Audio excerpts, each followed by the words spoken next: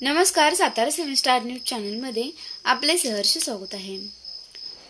धोमच्या पाण्याबाबत विरोधकांकडून चुकीचा नॅरेटिव्ह पसरवण्याचा प्रयत्न। नामदार महेश शिंदे। गुरुवर्य लक्ष्मणरावजी इनामदार जी गटापूर उपसा जलसिंचन योजनेच्या विस्तारित तिसऱ्या टप्प्यात कोरेगाव तालुक्याचा समावेश करण्यात आला असून त्यासाठी 2 TMC पाणी वाढवून देण्यात आले आहे।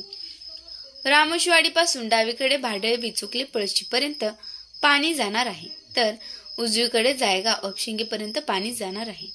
त्याद्वारे शेती पाण्याचा प्रश्न कायमस्वरूपी सुटणार असून वर्षातील 365 पैकी 300 दिवस कालवे सुरू ठेवण्याचा दिलेल्या शब्दावर ठाम असून कोरेगाव तालुक्याला जास्तीत जास्त पाणी दिले जाणार आहे, अशी माहिती कृष्णा खोरे विकास महामंडळाचे उपाध्यक्ष नामदार महेश शिंदे यांनी दिली। कोरेगाव तालुक्यातील धोम डाव्या कालव्यातील आवर्तनावरून राजकारण केले जात आहे, त्याबद्दल आपली भूमिका आमदार महेश शिंदे यांनी रविवारी सकाळी 11 वाजता पत्रकारांशी बोलताना मांडली।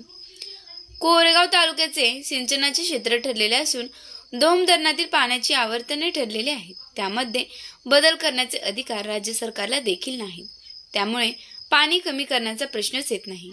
धोमच्या पाण्याची आवर्तने कमी होणार म्हणणे साफ चुकीचे आहे।